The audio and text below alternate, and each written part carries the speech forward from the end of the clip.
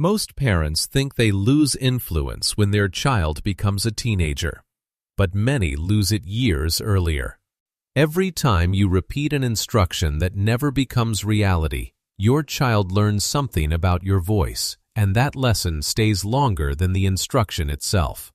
Today, you'll see how children decide whether your words matter and why that decision often starts before age 7.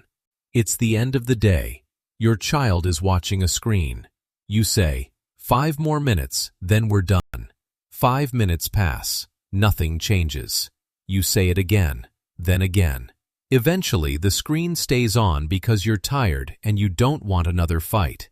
You know this isn't ideal. You know you're giving in, but you're exhausted. You just want the evening to move forward. Most parents think moments like this are about screen time. They're often about something deeper.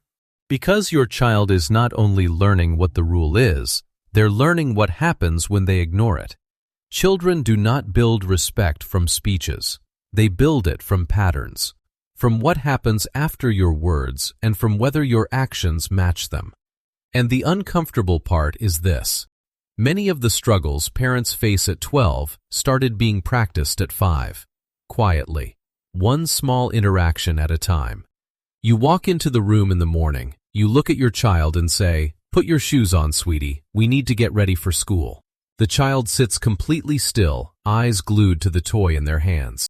You sigh, walk into the kitchen to grab a water bottle, and repeat the request a second time, raising your pitch. Your child still doesn't budge. It isn't until the 4th time when you stand right in front of them, eyebrows furrowed, your voice carrying an edge of a threat, that the child finally jumps up. Many parents shrug it off and tell themselves, well, reminding them a few more times doesn't hurt, as long as they listen in the end. But in reality, these seemingly harmless moments are exactly where the trouble begins. The child isn't being stubborn or ignoring you for no reason. Their brain is simply and quietly tracking your patterns. Your child learns precisely that your words the first time, the second time, or even the 3rd time carry 0 weight and come with no consequences at all. They realize that action is only required when your tone shifts, when your face tightens, or when you start getting angry. Your child isn't learning the rule you set, they are learning your emotional limits. The cost is that every word you speak carries less and less weight over time. Delaying becomes a natural reflex for the child, and listening from the start becomes an optional choice. The danger doesn't lie in that one time your child ignored you. The habit built around that missing response is what's truly terrifying. And that raises a deeper question. What exactly is the child learning from us? Your child's brain is always studying something, but it might not be what you think. Imagine you announce that screen time is over. The child protests, immediately whining or crying. You are just too exhausted for a fight tonight, so you tell yourself a few more minutes won't hurt. 5 minutes quickly becomes 10. 10 stretches into 15. Eventually, the screen stays on and the child wins. Many parents think they are just making a temporary compromise because they are tired. But the child's brain doesn't work that way. It doesn't care about your exhaustion. It is quietly building a prediction model. That brain is studying what usually happens right after they resist.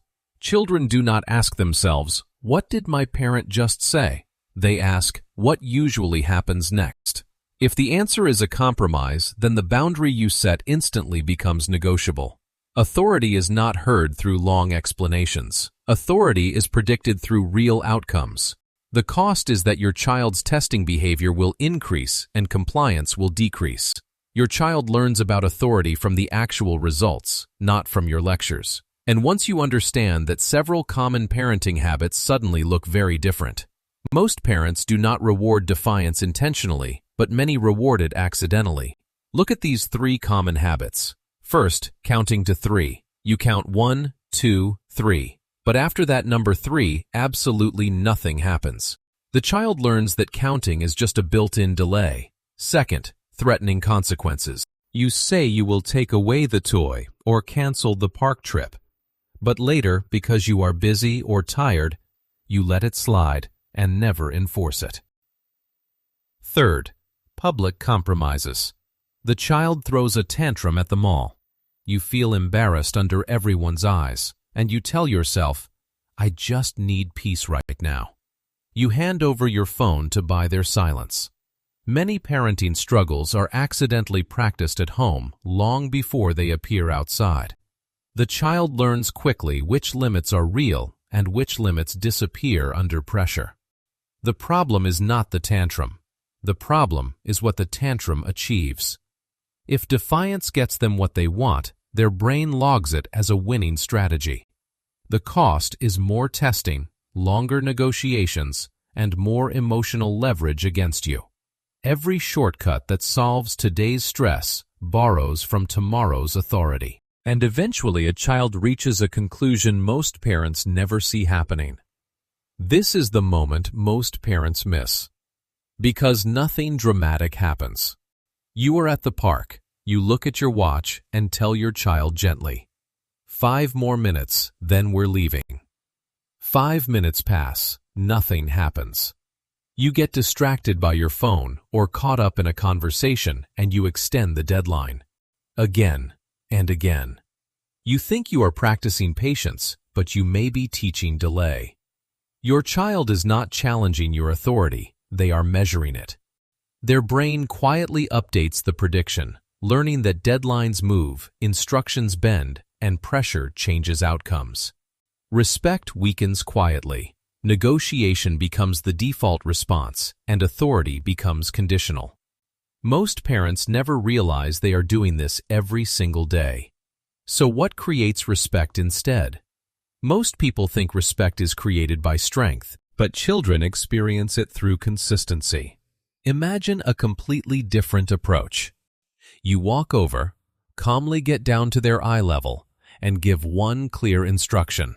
Then you simply follow through. No lecture, no escalation.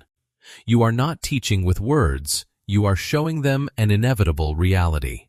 The calmest parent often carries the strongest authority. When your words and actions consistently match your child's brain, stops testing the boundaries. Children actually relax when the system around them stays stable. The cost of missing this consistency is constant power struggles, emotional exhaustion, and ongoing resistance. Consistency is what gives your words their weight, and the effects of this become obvious years later.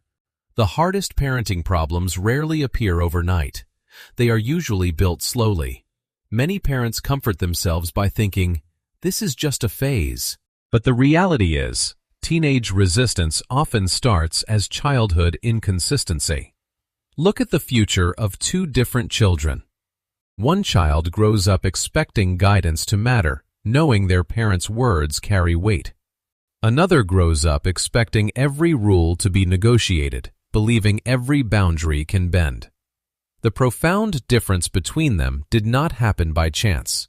It began years earlier through thousands of tiny daily interactions. Repeated experiences become internal expectations. Children carry those expectations into all their later relationships in life. If ignored, the cost is selective listening, constant power struggles, and a total loss of your influence. But if built correctly, the payoff is deep trust, willing cooperation, and lifelong self-regulation. The future listens to the patterns you repeat today. Most parents don't lose influence in big moments. They lose it in the small gaps between their words and actions. What your child learns is not your intention. It is your pattern under pressure. Some parents react to behavior in the moment. Some parents study the system they are building. Same situation, different awareness, different future authority. Your child will not remember every instruction. They will remember what your words consistently became. Notice one moment this week when you repeated yourself more than once. Not to judge it, just to see the pattern clearly. That is where change actually begins.